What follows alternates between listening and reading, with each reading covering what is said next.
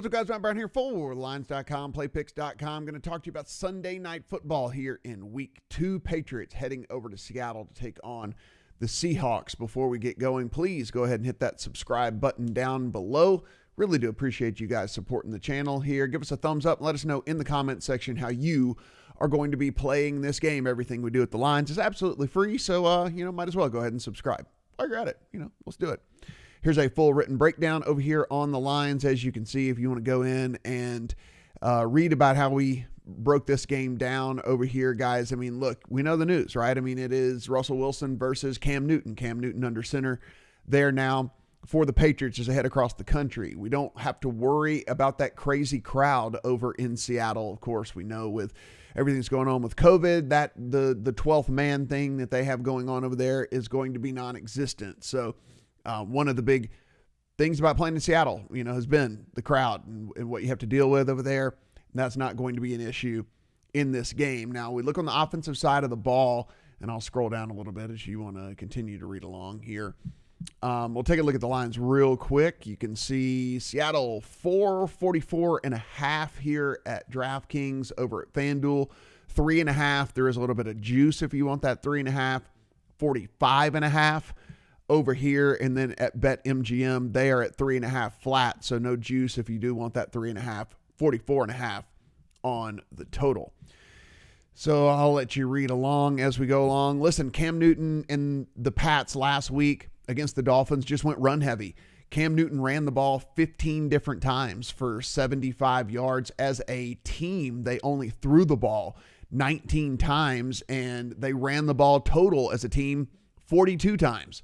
So basically, was that by design, that something that they thought they saw in the Dolphins defense? Or is this like, hey, is this the new look Pats and this is what we're going to see? So week 2, we shall find out, right? I mean, we don't really know for sure how things are going to kind of play out with that. But, over 200 yards on 42 carries. Power football from the Patriots. On the Seahawks side of the ball, whenever we are talking about how they kind of went at this last week, they let Russell Wilson throw early and often, which is something we've been praying that they would do over the last 2 seasons.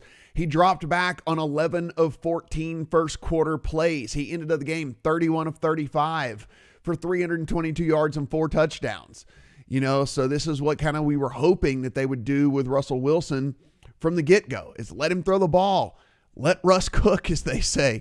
Whenever they get going with him, they've always asked him to kind of come in and do stuff late. If they maybe just did this from the get-go, maybe they would have more success. They averaged 6.6 yards per play against the Falcons. Now, the Falcons' defense and secondary in specific is much worse than the Patriots is, but still, I mean, God, you just look at that and you just wonder what this offense could be with Metcalf and Lockett and Russell Wilson. So, we shall see how this game plays out, but I mean, that's kind of what we're looking at here in all of this. On the defensive side of the ball, and I'll just continue to scroll, Patriots' glaring weakness is up front, right? I mean, all the opt-outs really decimated this defense, but the secondary is still one of the very best in all of the National Football League, of course, led by Stephon Gilmore, who arguably is the best corner in all of football. So, you do look, and yeah, I think that the best way for them to go about this is to pass early, the Seahawks. But again, you're going to be going up against the strength of this defense here.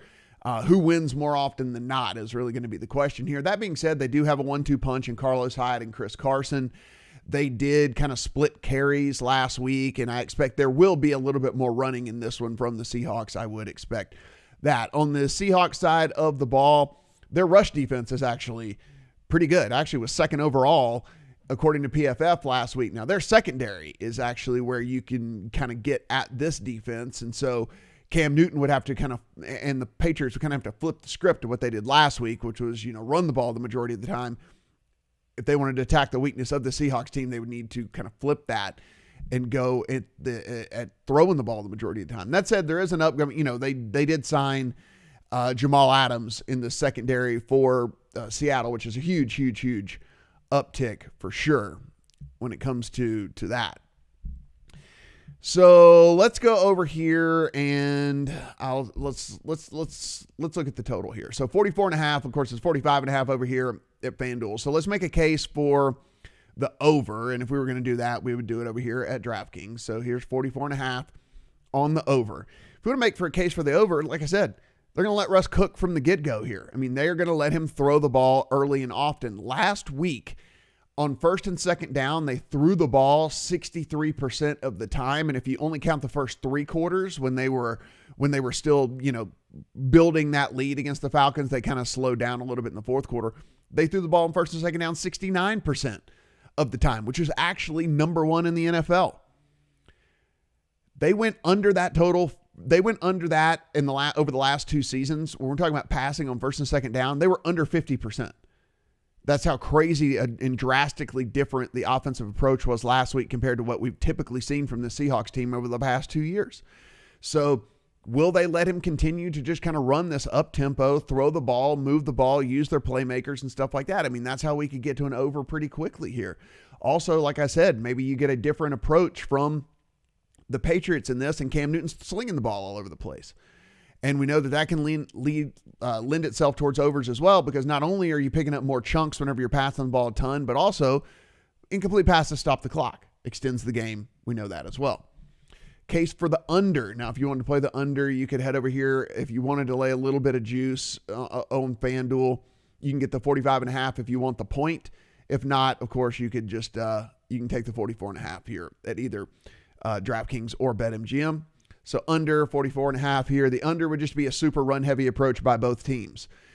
We talked about that this was the approach that the Patriots used last week. Ran the ball 42 different times. If the Seattle Seahawks wanted to attack the Patriots in their weakest point of their defense, that would be up front. That would be the defensive line linebackers. So they would want to run as opposed to pass. So you could look at a case for the under in this would just be that both teams, one, we see the Patriots do more of the same of what they did last week.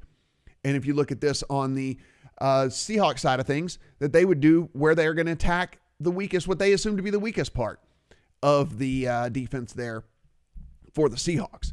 So case for the over, case for the under. If you had to ask me in this one, I would be leaning towards the under. I have no play on the total in this game. Full disclosure, no play on the total.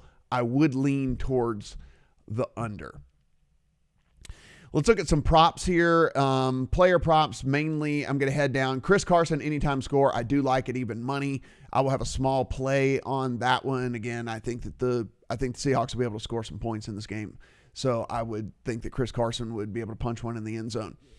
The passing yards is the interesting one here. So in my projections, and you can see this thing is already kind of juiced, though, to the over is the only problem. I do have Russell Wilson a full 10 yards, actually 11 yards over this total right here, 235. I kind of have him more closer to that upper 240s range. Could even get into the lower 250s. So this would definitely be an over or pass for me on Russell Wilson when it came to the passing yards.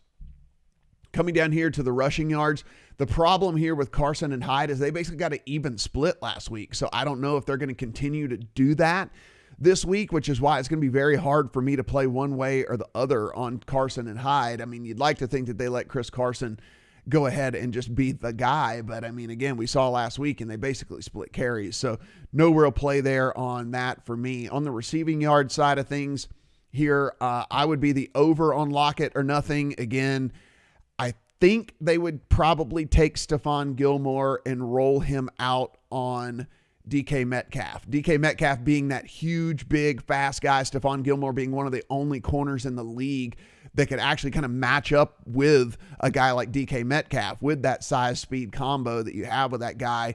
So with that, you would think that that would leave a little bit more openings for Tyler Lockett. So it would be an over or nothing for me on Tyler Lockett in that from the player prop side of things. But guys, my big play on this, and it's actually one of the plays that I had from the get-go here. I did get it at 3.5. This number is kind of toggled back and forth between 3.5 and 4, but there's no real big difference in those numbers at all. But I'm on the Seahawks here.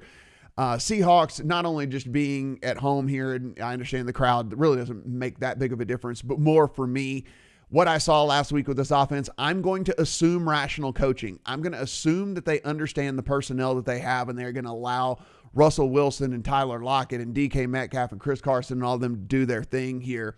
And while I do expect the Patriots to put up a decent fight in the secondary, I just don't think you can win every single time against Russell Wilson, Lockett, and Metcalf. I think that they'll be able to move the ball as well on the ground a little bit better than they did last week against this Patriots week kind of up front here. I do expect the Patriots to keep it a little close here to start things out, but I think the Seahawks do pull away in this game, and I like the Seahawks at 4. Even though I did get it at 3.5, I still like it at 4. Again, not a big difference in those numbers at all.